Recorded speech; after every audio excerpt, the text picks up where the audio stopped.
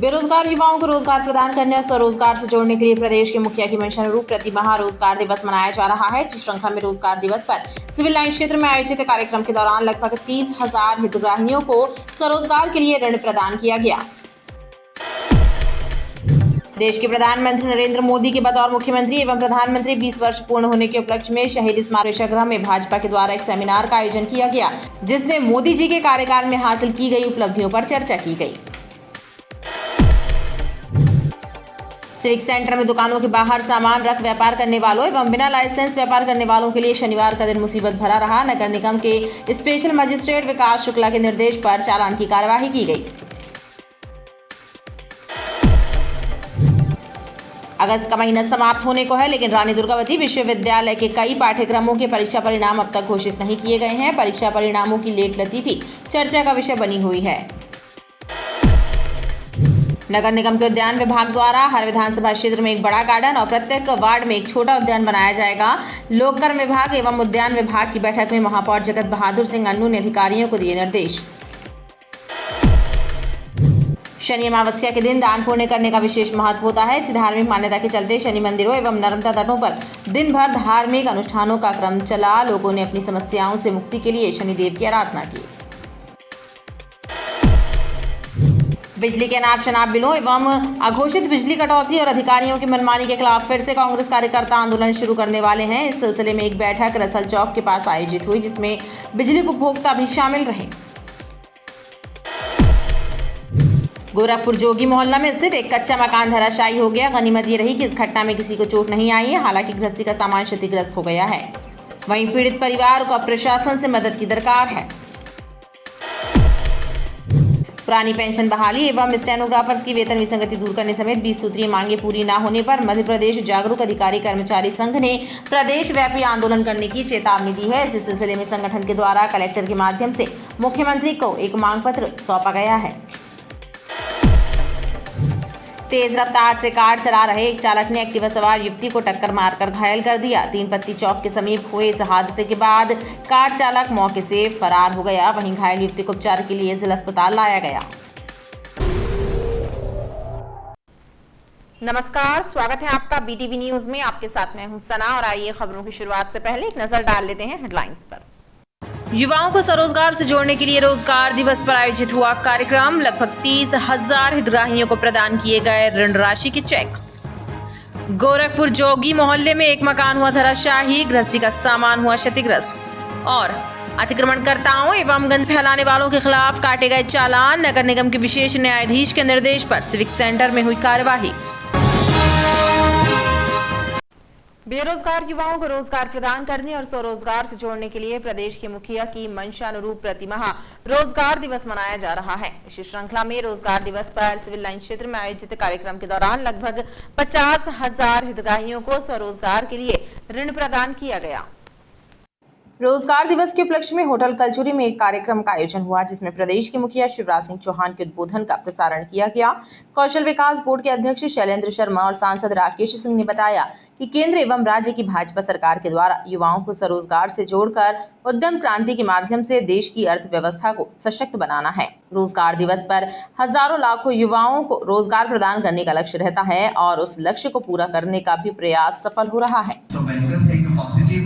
बनाने के लिए ना कोशिश है, उसमें बैंकर्स की ना बहुत मुख्य धारा है, वो अपना अच्छे से निभा रहे हैं और सभी डिपार्टमेंट्स हैं उसका भी मेहनत हो रही है। सर, हम लोगों ने पिछले शुक्रवार को एक स्वनिधि दिवस ही मनाए थे। हम लोग सिर्फ सारे बैंकर्स सारे डिपार्टमेंट्स को बता दिया सिर्फ पीएम स्वनिधि के अलावा कोई काम नहीं करना है।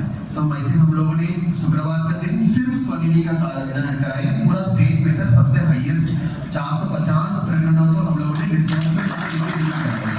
इस रोजगार दिवस हर महीने स्वरोजगार के लिए युवाओं को प्रेरित करना, उनको ऋण वितरण करना, उनके लिए बैंक्स के साथ संपर्क करके उनको सुविधाएं उपलब्ध कराना और कुछ कंपनियों के साथ जोड़ करके रोजगार के अवसर जो युवाओं को मिले हैं विभिन्न रोजगार कार्यालयों के माध्यम से उनके नियुक्ति पत्र वितरित करना, ये एक समारोह के रूप में इसलिए मनाने का माननीय मुख्यमंत्री जी ने निर्णय किया, जिससे कि इसको देख करके हर माह प्रदेश के अन्य युवा अपने खुद के रोजगार करने के लिए आगे आएँ, उसके लिए प्रेरित हो सके। और इस कार्यक्रम को आज यहाँ पर जबलपुर में ये संपन्न हुआ है। देखिए, अभी आपने देखा होगा कि कितने हितग्राहियों को चेक वितरित किए गए। बैंक, सारे बैंक, लीड बैंक और बैंक के अधिकारी यहाँ पर उपस्थित हैं। उनकी उपस्थिति में वो इसलिए वितरित करके और सबको दिखाया जा रहा है कि ऐसा अब नहीं है, वो दृश्य बदल चुका है। जैसा कि माननीय राकेश सिंह जी ने अभी कहा कि हम पहले सिर्फ बातें होती थी स्वरोजगार और रोजगार की, आज वो होता हुआ दिख रहा है। और कैसे हो सकता है, ये करके दिखाया है माननीय मोदी जी के नेतृत्व में, मध्य प्रदेश की शिवराज जी के नेतृत्व की भाजपा सरकार। अकेले जबलपुर में ही 277 करोड़ रुपए से ज़्यादा की राशि 30,000 से ज़्यादा लाभार्थियों को ये दी जा रही है, जो अपने आप में एक बड़ी बात है। और हमने आज सभी अपने इन उद्यमियों को, युवाओं को उनकी भविष्य की शुभकामनाओं के साथ ये आह्वान किया है कि माननीय मोदी जी के आत्मनिर्भर भारत के उस कदम की ओर हम सब मिलकर साथ में आगे बढ़ें और न केवल आप अपना और अपने परिवार का नाम रोशन करें, बल्कि पूरे दुनिया में अपनी प्रतिभा का लोहा मनवाएं। कार्यक्रम के दौरान लगभग 30,000 हितग्राहियों को ऋण राशि के चेक प्रदान किए गए।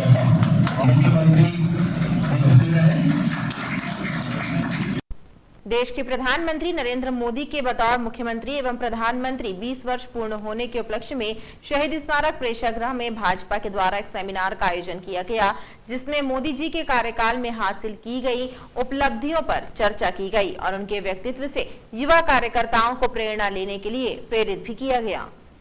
शहीद स्मारक प्रेक्षागृह में मोदी @ पुस्तक पर सेमिनार का आयोजन किया गया, जिसमें देश के प्रधानमंत्री नरेंद्र मोदी के बतौर प्रधानमंत्री एवं गुजरात के मुख्यमंत्री रहने के दौरान हासिल की गई उपलब्धियों पर चर्चा हुई। मुख्य वक्ताओं ने मोदी के द्वारा पिछले 20 वर्षों में किए गए कार्यों की सराहना की और उनके नेतृत्व में देश को विकसित राष्ट्र बनाने का संकल्प लिया। के साथ में इस बात को रेखांकित किया है, आखिर मोदी जी देश के आइकॉन क्यों है, क्या वजह है कि देश उनको उस तरह से फॉलो करता है। और उन्होंने उसकी शुरुआत में बहुत अच्छे तरीके से लिखा है। उन्होंने माननीय प्रधानमंत्री जी के 2017 में लाल किले की प्राचीर से दिए गए उस भाषण का उल्लेख करते हुए कहा है, जिसमें माननीय मोदी जी ने कहा था कि हम सभी को चलता है इस रवैये को छोड़ना होगा और उसके बदले बदल सकता है इस रवैये को अपनाना पड़ेगा। इस मौके पर बड़ी संख्या में भाजपा कार्यकर्ता मौजूद रहे। सिविक सेंटर में दुकानों के बाहर सामान रखकर व्यापार करने वाले एवं बिना लाइसेंस के व्यापार करने वालों के लिए शनिवार का दिन मुसीबत भरा रहा। नगर निगम के स्पेशल मजिस्ट्रेट विकास शुक्ला के निर्देश पर चालान की कार्यवाही की गई। इस कार्यवाही के दौरान क्षेत्र में हड़कंप मचा रहा। नगर निगम के स्पेशल न्यायाधीश विकास शुक्ला के निर्देश पर सिविक सेंटर में मोबाइल कोर्ट द्वारा चालानी कार्यवाही की गई। ऐसे व्यापारी जो अपनी दुकानों के बाहर अतिक्रमण करके सामान रखे हुए हैं एवं गंदगी फैलाने वाले दुकानदारों का चालान किया गया। इस कार्यवाही के दौरान 50 से ज्यादा लोगों के चालान काटे गए। कार्यवाही से हड़कंप मचा रहा।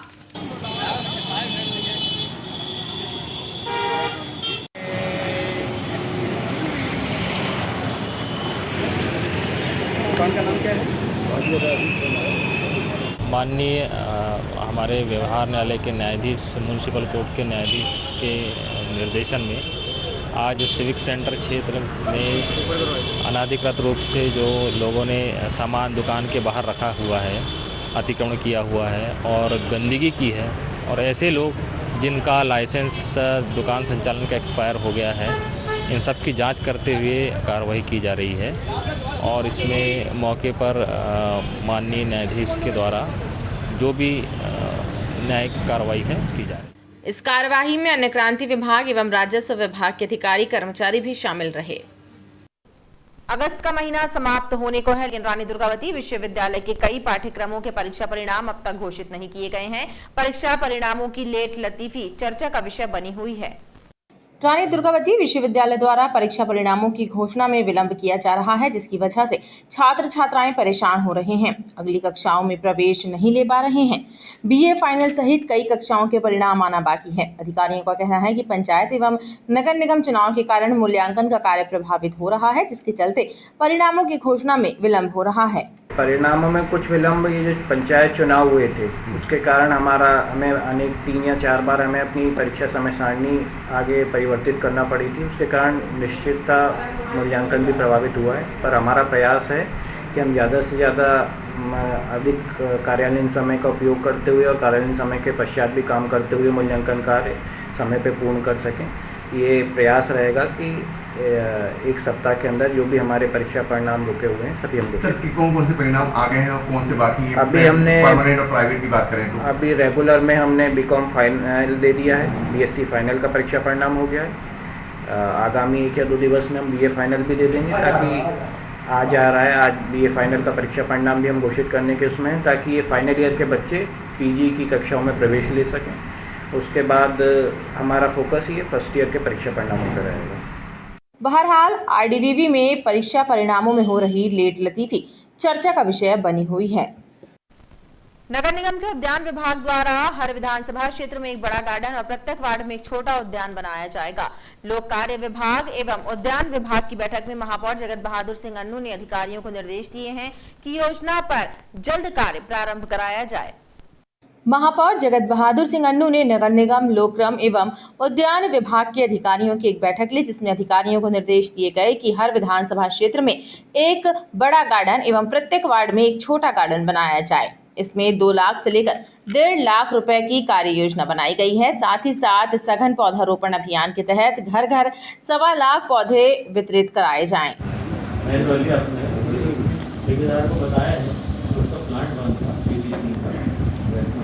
डामर से काम कर रहा है अभी बाकी पूरे शहर बाकी जगह जहाँ जहाँ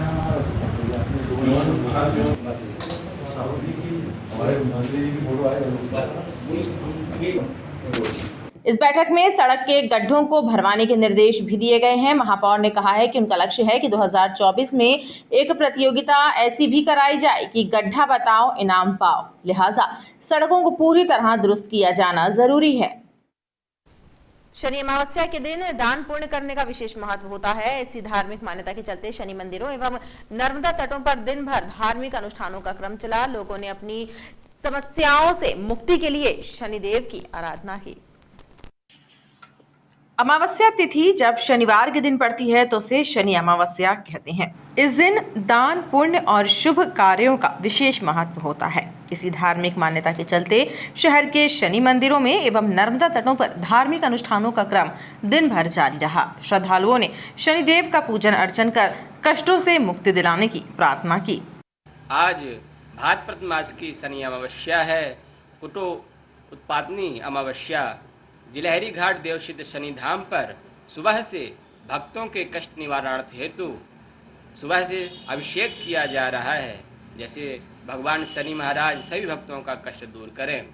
आज सुबह से ही देवसिद्ध शनि धाम पर कई भक्तों का तांता लगा हुआ है, कई अभिषेक कर रहे हैं, कई तिल से अभिषेक कर रहे हैं, काला वस्त्र दान कर रहे हैं, जिससे उनके कष्टों का निवारण हो सके। वहीं पतित पावनी मां नर्मदा में स्नान दान कर लोगों ने कष्टों से मुक्ति के उपाय किए। आज भाद्रपद कृष्ण पक्ष की अमावस्या तिथि है। शनिवार होने के कारण शनिचरी अमावस्या भी है। मां नर्मदा के पवित्र तटों पर, घाटों पर लोग स्नान ध्यान करते हुए अपने पितरों की आत्म शांति के लिए तर्पण करते हुए, दान पुण्य करते हुए पुण्य लाभ अर्जित कर रहे हैं। श्राद्ध तर्पण इस अमावस्या में करने से विशेष फलदायी रहता है। शनि अमावस्या के दिन न्याय के देवता भगवान शनि का पुण्य स्मरण कर सुख समृद्धि की कामना की गई। बिजली के अनाप शनाप बिलों एवं अघोषित बिजली कटौती और अधिकारियों की मनमानी के खिलाफ फिर से कांग्रेस कार्यकर्ता आंदोलन शुरू करने वाले हैं। इस सिलसिले में एक बैठक रसल चौक के पास आयोजित हुई, जिसमें बिजली उपभोक्ता भी शामिल रहे।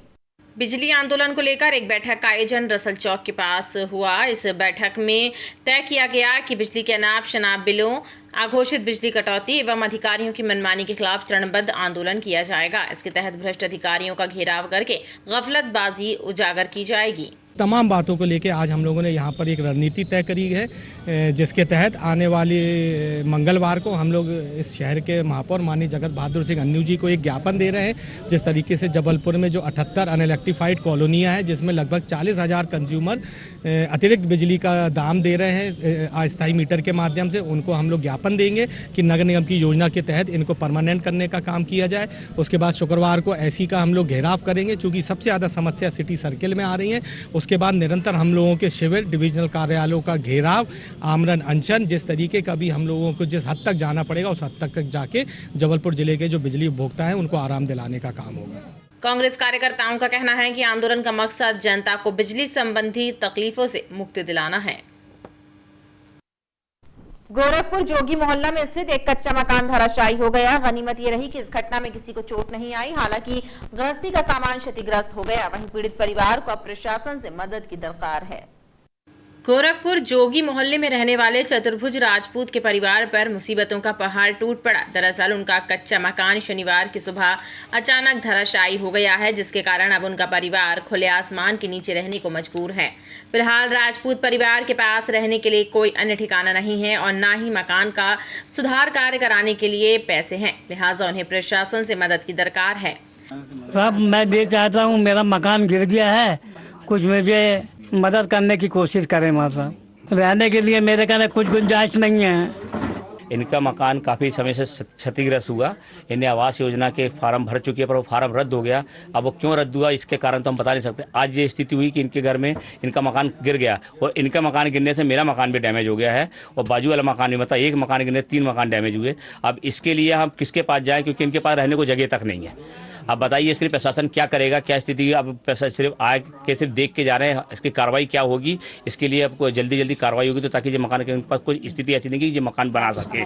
इस हादसे में जहां गृहस्थी का सामान क्षतिग्रस्त हो गया है, तो वहीं पड़ोसियों के मकान की दीवारें भी डैमेज हुई हैं। पुरानी पेंशन बहाली एवं स्टेनोग्राफ्स की वेतन विसंगति दूर करने समेत 20 सूत्रीय मांगे पूरी न होने पर मध्य प्रदेश जागरूक अधिकारी कर्मचारी संघ ने प्रदेश व्यापी आंदोलन करने की चेतावनी दी है। इसी सिलसिले में संगठन के द्वारा कलेक्टर के माध्यम से मुख्यमंत्री को एक मांग पत्र सौंपा गया। मध्य प्रदेश जागरूक अधिकारी कर्मचारी संगठन ने जिला प्रशासन को मुख्यमंत्री के नाम एक मांग पत्र सौंपकर कर्मचारियों की 20 सूत्रीय मांगों को पूरा करने पर जोर दिया है। उन्होंने बताया कि पिछले कई महीनों से वो अपनी मांगों से शासन को अवगत करा रहे हैं, लेकिन उनकी मांगों पर शासन ध्यान नहीं दे रहा है। प्रमुख मांगे हमारी जो है वो पुरानी पेंशन बहाली सबसे प्रमुख मांग है, क्योंकि ये आफ्टर रिटायरमेंट जो कर्मचारियों का है जीविकोपार्जन चलाने का साधन है और बहुत न्यूनतम ये मिल रही है। तो हम लोग चाहते हैं कि पूरी पेंशन मिलना चाहिए, तो पुरानी पेंशन के समान पेंशन दी जाए। और उसके अलावा जो लिपिक वर्ग है, स्टेनोग्राफर है, इनकी वेतन विसंगति है, ये दूर की जानी चाहिए। सहायक शिक्षकों की पदोन्नति 33 साल से लोग कार्य करते आ रहे हैं विभाग में, पर प्रमोशन नहीं मिल रहा है। तो हम लोग चाहते हैं कि प्रमोशन के नाम पे पदनाम दिया जाए उनको। संगठन ने मांगे पूरी न होने पर उग्र आंदोलन की चेतावनी दी है। तेज रफ्तार से कार चला रहे एक चालक ने एक्टिवा सवार युवती को टक्कर मारकर घायल कर दिया। 3 बत्ती चौक के समीप हुए इस हादसे के बाद कार चालक मौके से फरार हो गया। वहीं घायल युवती को उपचार के लिए जिला अस्पताल ले जाया गया। 3 पत्ती चौक के समीप एक बलेनो कार के चालक ने लापरवाही पूर्वक कार चलाते हुए एक्टिवा सवार युवती को टक्कर मार दी और मौके से फरार हो गया। बीती रात हुई इस घटना के बारे में प्रत्यक्षदर्शियों के अनुसार कार क्रमांक MP 19 CD 0375 का चालक तेज गति से कार चला रहा था, जिसके कारण ये हादसा हुआ है। कार वाले ने बिना ब्रेक मारे उसको गाड़ी से अपने भेड़ के, और हम लोग ने कोशिश भी करे उसको रोकने की, लेकिन वो नहीं रोका और भेड़ के उसको बुरी तरह घायल करके निकल गया। पुलिस को सूचना दी है, पुलिस मौके पे आ गई है, जिससे नाकाबंदी करके पुलिस ने अभी बताया कि उसकी तलाश कर ली जाएगी जल्द से जल्द। यही अभी थोड़ी देर 10-15 मिनट हुए होंगे, 11:20 की घटना है ये, और लड़की को मुलाजे के लिए ले गए हैं, लाडगंज थाना लगता है। वहीं घटना की सूचना मिलने के बाद मौके पर लाडगंज पुलिस भी पहुंच गई और युवती को जिला अस्पताल ले जाया गया। खबरों का सिलसिला लगातार जारी रहेगा। आप देखते रहिए BTV न्यूज।